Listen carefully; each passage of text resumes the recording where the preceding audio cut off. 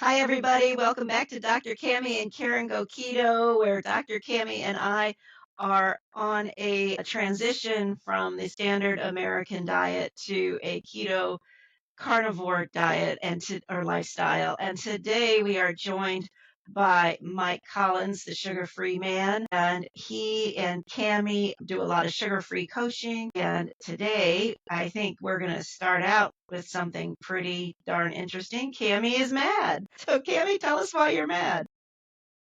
Good morning, everybody. I've been doing really well with my eating. I'm on day 7 now of coming back really strong and feeling really good physically and mentally. And I've been sleeping well and I've been doing all those things. And I'm realizing how angry I am, how mad I am at the way that I was raised, like just the environment that I was in, and how it wasn't physically toxic, it was emotionally toxic and very dysfunctional. And like you say, my parents did the best they could, and like you understand that, and my mom did. But it's no excuse for the way that I was used and treated growing up by a narcissist who basically just used and manipulated you to her own needs.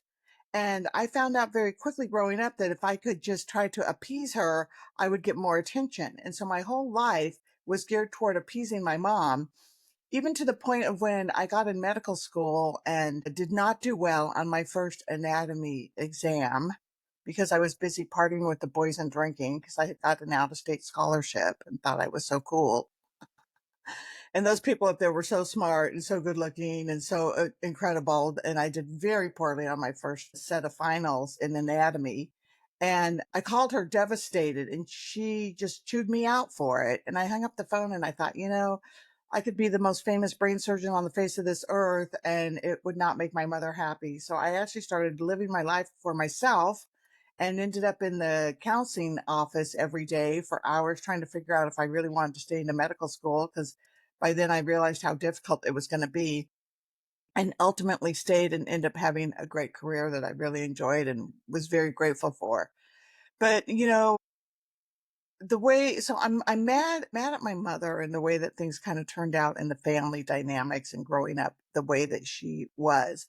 But I think I'm more mad at myself for just not being strong enough to overtake that. And I can't blame myself too bad for that, because when you're 4 and 5 years old, and somebody's like shaming you, you don't get that. But the other day during Mother's Day, when my mom said, you should be shamed, is the words that she used. At 62, I get it, and I'm like, I don't, I am shamed when you say that. That's what I ultimately figured out, was that I do feel a little bit of shame because she was belittling me for being so heavy. And so then I was mad at myself for getting myself into this situation, for just getting myself this big and this unhealthy. And so I'm just really angry about that because I am like in a deep hole that I'm going to have to dig myself up and out of. Well, thanks for sharing that. Order, uh, the first order of business is a congratulations for recognizing it and letting it surface and realizing that it's there. Because the work, if you will, the lifetime literally people pass away never doing, is they continue to use the substances, whatever they are, but in this case, sugar, and they just keep stuffing those feelings down, and they keep changing the way that they do that. If sugar is not powerful enough, they use alcohol. If they use sex or gambling or whatever, they use another way to not feel that anger, because it's not ladylike. It's not a good thing to be mad at your mother. It's not right. We got all these rationales. But I always liked this phrase one time I heard, can't remember where, but in recovery, in the transformation process, we have to think of our parents as people, like just people, a male and a female, nothing to do with a relation to us. And then we have to consider the behavior that they had or have towards us. And if we do that, like, it changes the dynamic of how we view it. and it's okay to be mad at them, or it's okay to be, you know, like cut them off or whatever. Like a lot of people can never cut their parents off. Like, that's it. We're done for now. It doesn't have to be permanently, but during a healing process, to just cut their parent off, especially a narcissist or an alcoholic or whatever, so that they can get a bit of distance and kind of think it all through. So I don't think there really is much beyond the anger. I would love to see you, with the whole beat the pillow up and kick your feet on the bed and cry and be just pissed off and throw things at, go to one of those rooms where you can beat stuff, Yeah, or whatever. with a bat. Yeah, Yeah. with that. And I think it'd be great, and it's okay. I had to do this. My father, I had to do this exact stuff I'm telling you to do. And it just feels wonderful. So Yeah, I think I'm kind of in a state of shock right now. I'm kind of like where I don't want to, like, I can't physically get it out yet because I'm just sitting there kind of dumbfounded. Like, are you serious? This is where I'm at. This is how bad I am. This is the situation that I'm in because of that and because of my behaviors and because of the choices that I made or because of this or because of that. And I'm not beating myself up over the choices I made. I mean, I did the best I could. I mean, when Brandon died, I did not get drunk and end up in a gutter and my kids were God knows where in foster homes or whatever. I stayed sober and I raised my kids and, they turned out pretty good. I did a pretty damn good job under the circumstances, I think. But, yeah. And the one thing I also wanted to comment was after I got off the phone with my mother like that, she did come at one point in time and when I was in medical school and see where I was. She came to visit during those 4 years. And I had these collages up with like little frame with different little photos in them. And I had taken out all of the photos with her in them. And I had put in other photos. And when she came, she was looking at them and she goes, "Oh, there's no pictures of me in here."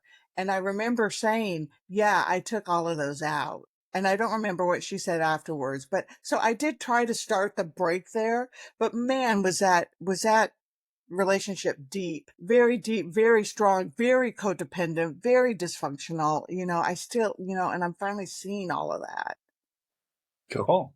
No, it's wonderful. It's just one of the emotions. I mean, you can use it as a success goal or marker or whatever for other emotions around that and other things. And the visceral feeling in your body of, wanting to hit something or being really angry, you know, uh, the magnitude or the lengths we go to not feel these feelings because we feel at the time they're inappropriate or they're, something that's not, we shouldn't be doing, or we're saying they did the best they could or whatever.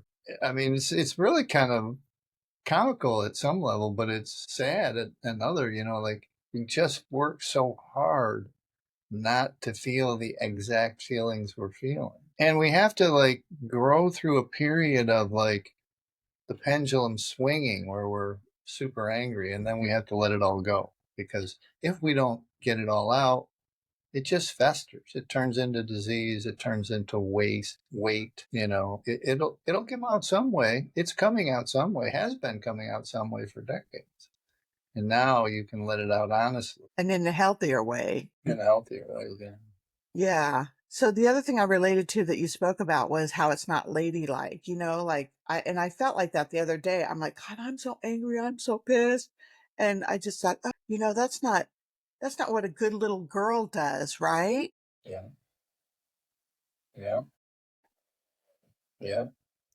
Yeah. I mean, there's so many societal and personal and familial things, guardrails that we use and put on us that likely a lot of times don't have anything to do with anything. They're just right, norms that should have been broken years ago. Yeah, you're. It is. It's a big congratulations. I don't see any downside to this at all. Except that you really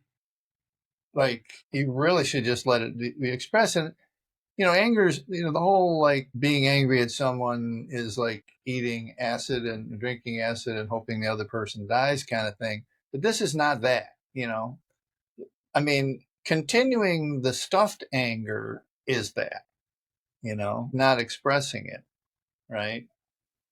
I mean, if we were genuine or able to be genuine or taught to be genuine or grew up to be genuine, we wouldn't have this stored anger over a 40-year-old deal. It's like it would have already been worked through, or you would have appropriately expressed your feelings.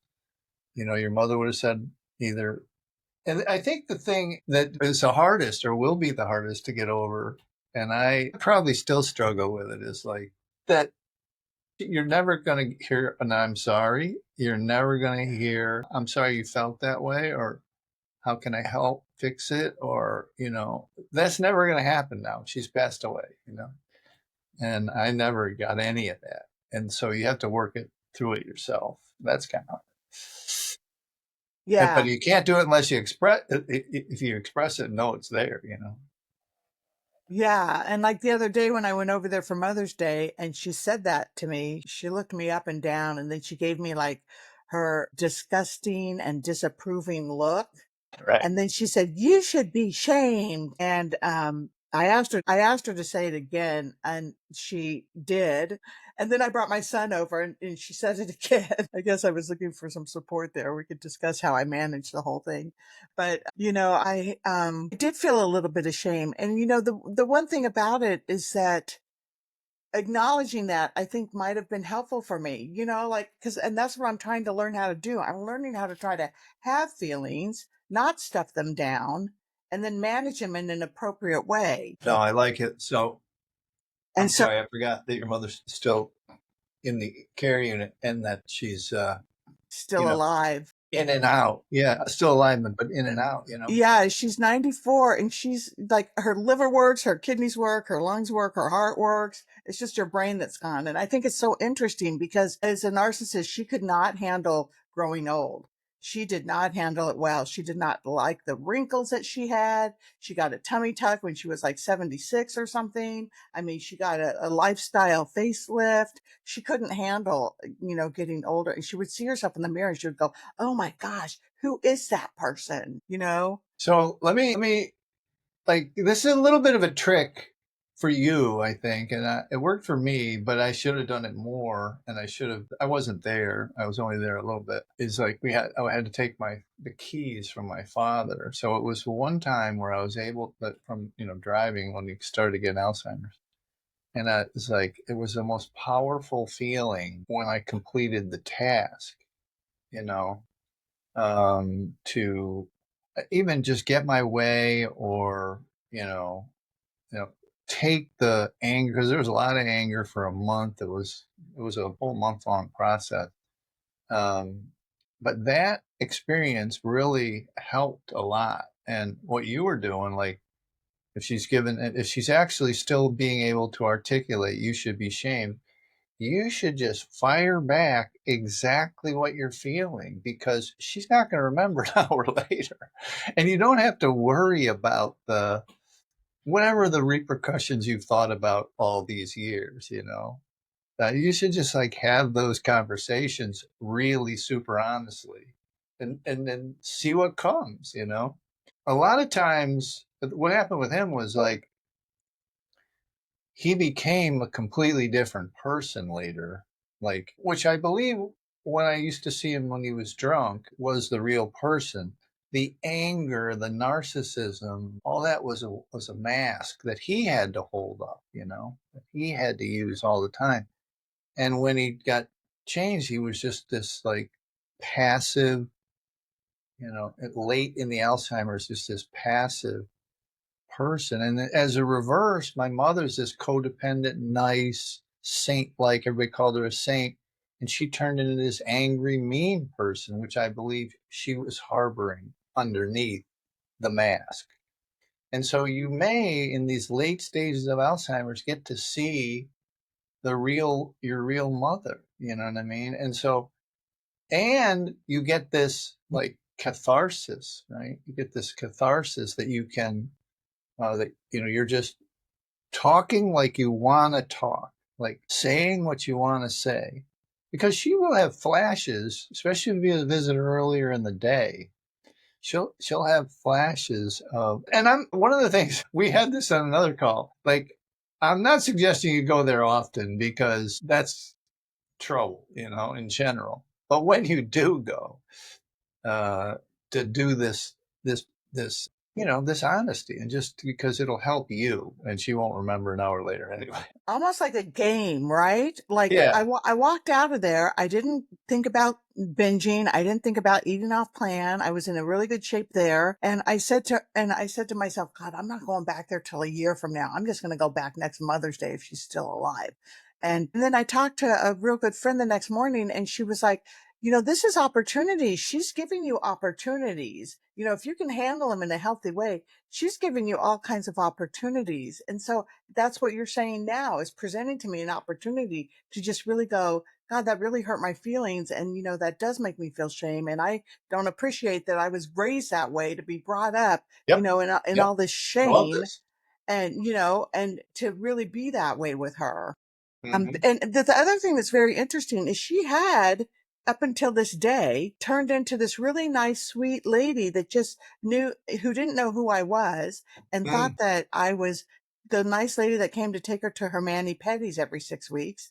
And she didn't know who I was. Well, when I showed up there with my son, she did know who I was, I think.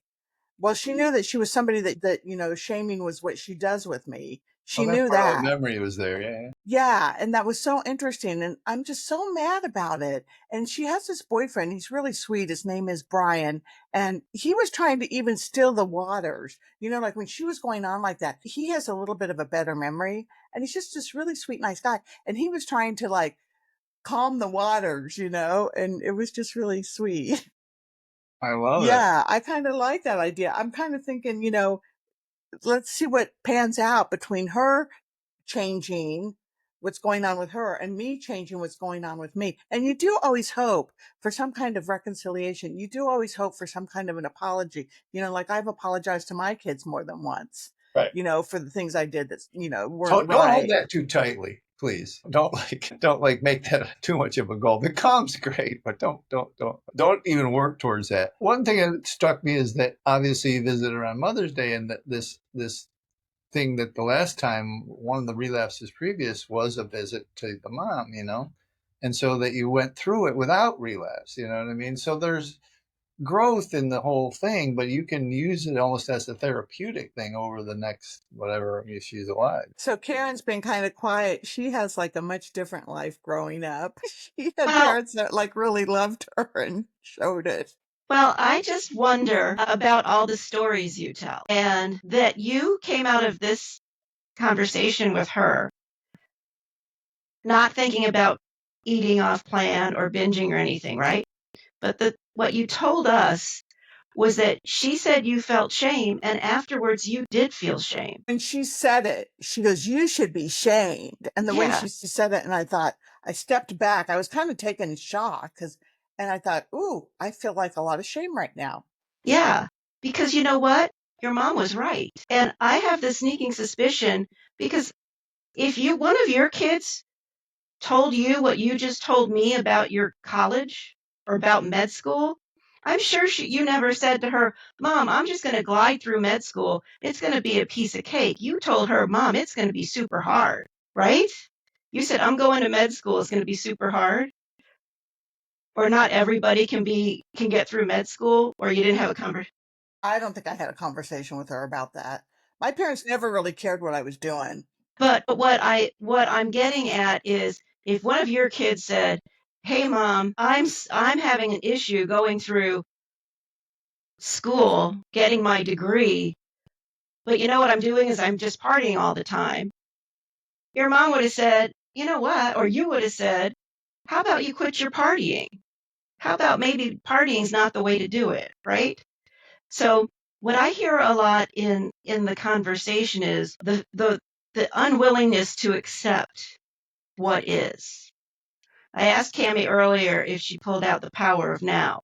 Because if your mother is a narcissist, then you have to accept that your mother is a narcissist. You're not the top of the list of what she's thinking about, right? And you keep wanting to put her in a spot in your brain, like go, oh, but my mom is the greatest mom, or, and she's not. I mean, not to you, to somebody who doesn't give a shit, she's a great mom, but you care. You care how she makes you feel. And without accepting her that the way she is, and I believe that her comments to you are the best that she can do as far as communicating love to you, because you yourself say the heaviness that you have is a health risk, and she knows that. And she did say that after she said you should be shamed. I said, why is that? And she said, this is not healthy for you. That's what she said. And I said, you're right about that. It's not. So she does have that at heart. And I think that's the only way she gets to say what she's deep down feeling is, oh my God, this little girl that I love is going to kill herself and have an early grave because she has all of this weight that she carries. She's not going to say that thinks she's partly responsible, but the only way that she can say it is, oh my God, you should be ashamed of yourself. I don't know that I believe that. I've never heard an empathetic or a caring thing come across my mother's mind. I mean, Well, her mouth to me ever. okay, well, Unless like I was, like when I was choking on the ice cube, she whacked me on the back and it came out. I mean, stuff like that. but that's what I'm saying. Because that's my story. That's what you're But that's saying. your viewpoint. That's not a viewpoint of a person who has a narcissist as a mother. If you have a narcissist as a mother, she's going to say, geez, you're bow-legged. Geez, she's paying attention to you. And she's saying, don't get upset that you're not going to win the Miss San Diego pageant because you're bow-legged, right? So my question to you is, in my situation, if my mother looks at me and I got up close to her and I say, can I have a kiss? And she doesn't kiss me, do you think my mother no longer loves me? No. Right. I don't think that either.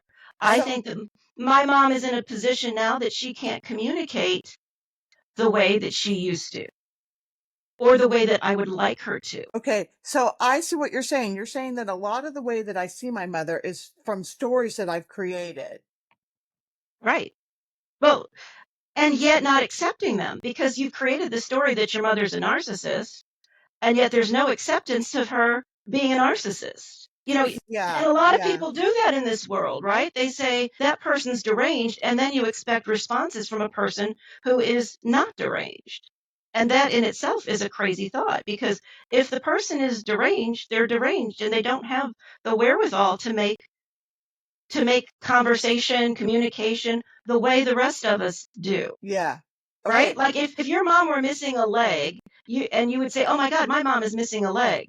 You wouldn't say she should be able to walk just like everybody else. She'd either need a cane or a prosthesis, or just she'd have to Yeah, hop. I see what you're saying. I understand that. I want to go back just real quick before Mike jumps in about when you said if my boy was struggling through school and he was out partying, I think my response to my son would be, well, let me know what I can do to support you in the best way possible, because I want my kid to make his own decisions. And if he's making his own decisions about going out and partying, and this happened actually the other day with one of my sons, this kind of same situation. And I was trying to help him and he did not accept the help. And later on, he actually said, I should have accepted that help, which was pretty phenomenal. But I would have said, what can I do to support you in your choices? Because he has to make his own choices, not me telling him, you shouldn't party. You shouldn't be out doing this. These are that's why you're not doing well. And that's what I never had. I never had the ability to make my own choices, even though I was cut loose at 8 years Yeah, old. see, that's another story, Cammy. Either you did or you didn't. If your parents didn't care what you were doing, you made all the choices you wanted to. If you were cut loose at 8 years old, you were making your own decisions. You're right. You're right.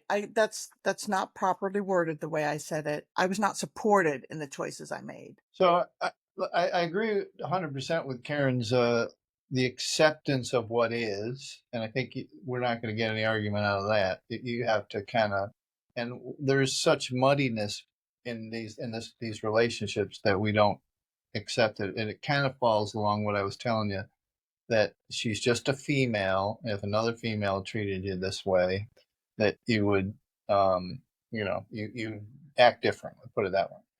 And the second part is that my mother used to say my father had good motives and bad methods. And a lot of what your mother, although it is a story, and I do agree with that part of it, there is a part of her brain, I'm guaranteeing, and this is, I'm not sticking up for her at all, is guaranteeing that what she would say to you was making you tougher for a tough world. You know what I mean? That, because I know that was my father's intent, quote unquote. So, but that's the same phrase as, they did the best they could. It's a little different, but it's similar. And it helps you in the forgiveness process later. You know what I mean? That was maybe what they learned. That's what someone taught them, what their parents taught them, their mother, to make, toughen you up, or whatever her reasoning was. That's just an example. But yeah, so, That's a great point, Mike. And you became a woman, Cammy, whose marriage survived the death of the first child, and who, as you said, after the death of your second child, or the second death of a child, you did not go into drinking, or you did not lose sobriety, and that would be, to me, an indicator that you were raised to be pretty tough. Good point. I was totally raised to be tough, and my mom used what she would call negative reinforcement. Like if, and it made me grow up to be a very tough, resilient, resourceful, woman, When in reality, you may be a very emotional and sensitive child, and you had to change. She's definitely that too. Well, you had to change, and you had to. I've got it all. You had to stuff down that sensitive person, and you couldn't, and you had to act. It was an act. It was yes. This is so helpful. This whole. It wasn't your genuineness coming out. No, it wasn't. I was a very sensitive girl who needed a lot of love and TLC, and what I got was toughness and negative reinforcement. Where I would come home and she'd say, and I'd say, well, blah blah blah, and she'd say, well, I don't know if you could do that, and I would say, well, I'll show you that I could do that. I wouldn't say it, but I would go and show her that I could do that, and that. Yeah, that was the bad motives or good motives, bad methods kind of thing. Yeah, exactly. And she thought it worked for her, and she never had this opportunity to work through this, or any reason to even, probably. So, she continued her methods, and so, yeah. I want to write that down. What was it? Good motives, bad methods? Yeah. I mean, it was. That was totally it. Yeah, the whole, when I had that conversation with my mother, I'm like, why would he do it? It's like he wanted to toughen you up. She used to say, like, you'll never die, you're too tough, or something like that. I don't know. He was a Marine. He never lost a street fight in his life. Wow. He lost one on Guam and hit the guy with a 2x4 the next day. So I was like, he used to be inside of a maximum security prison back in the day when they would let the prisoners and the guards fight. And he'd win. They used to call him the White Devil. He was mean. He was really mean. He didn't mind hurting someone, And it was, I think, his survival method. So anyway, you understand what I'm saying? It's like it may not, she just may have wanted to tough you out. And again, I'm not 100% not taking her side. I'm just wanting to frame it so that you can walk through what you need to do. Yeah. No, I see it. And I really appreciate you, Karen, talking to me about my stories, because the way that, so when I walk around in my life with all these stories, that affects the way that I perceive like reality, right? Like what is real for me? What was, real back then, or what is real now in the moment? My stories have some influence on that, right? You create your reality through your speaking. Words are things. So then I can think before I speak and evaluate like whether or not it's a story or not. Right? So my story, I could tell the story that my mother, because of what she's been through and doesn't have the ability to articulate very often, that she does not like the treatment that I've given her in the last couple of years, and she no longer loves me. And she's not willing to give me a kiss when I ask her to give me a kiss. Or I could tell the story that my mother does not have the ability to comprehend my request to receive a kiss when I'm being as tender as I can, given the circumstances of her physical struggle. And I could tell 500 other different stories besides those two, right? But those are two different ways that you could look at it. I choose to look at it that she still loves me. I mean, maybe she does hate me after all of the stuff that I've had to do for her, cajole her to try to get her to speak, to get her to move her legs. Or maybe she's very, very thankful that she raised somebody who's tenacious and just won't give up. That I get to say.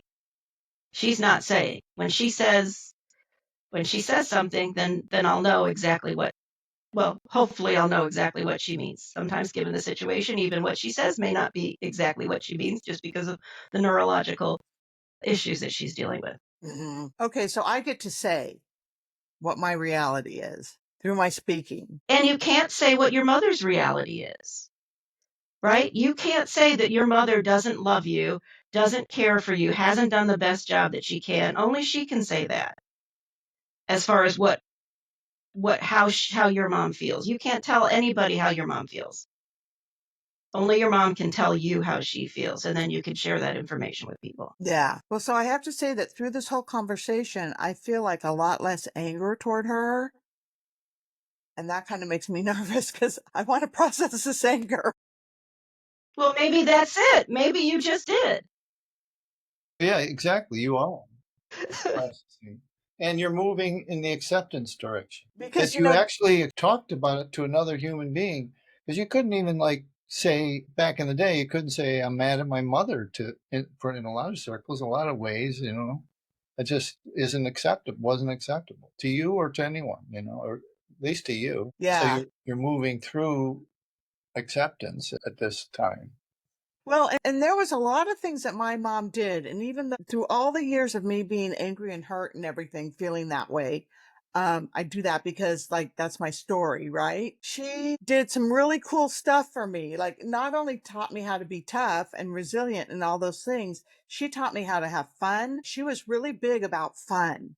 And she used to get like a camper full of 7 kids and take us up to Yosemite for 4 days or something. And one time she took us down to Mexico. We went down to visit somebody in Guatemala or something. I mean, she used to do this with us. And I think back and I'm like, why didn't she just leave? Because we turned into teenagers and we were unruly and crazy and rotten kids and going through all that stuff. And she stuck around and she taught me how to have fun. She taught me how to make energy out of nothing. I mean, how you can just psych yourself into having this energy. And I remember after having my 3rd kid and going up these stairs to go to work for 8 hours after I had been breastfeeding all night. And I psyched myself into this energy to go work for 8 hours, just creating this energy out of nothing. And she did some really cool things for me, Narcissists are gifted that way. Huh? They're gifted that way. Yeah. Oh, I didn't know that. Well, yeah. I mean, they can do amazing things. They're charming and they're. So it's yeah. I mean, it's like you're just in that wrestling match of. My father was the same person. He used to do great, cool stuff for us, stuff that no parents would ever do. And all the kids were jealous, take us to baseball games, buy us mini bikes, but, the stuff that, no one ever did, in our neighborhood. So I'm going to work on looking at my stories and processing my anger uh, toward my mother, but toward myself too, and the lovely. See, that's what I'll do. Remember, I'll do that, Karen. I'll say the lovely situation I got myself in. And Karen will go, oh, what kind of story is that? The lovely growth potential situation. Yeah. All right. Anything else we want to bring up?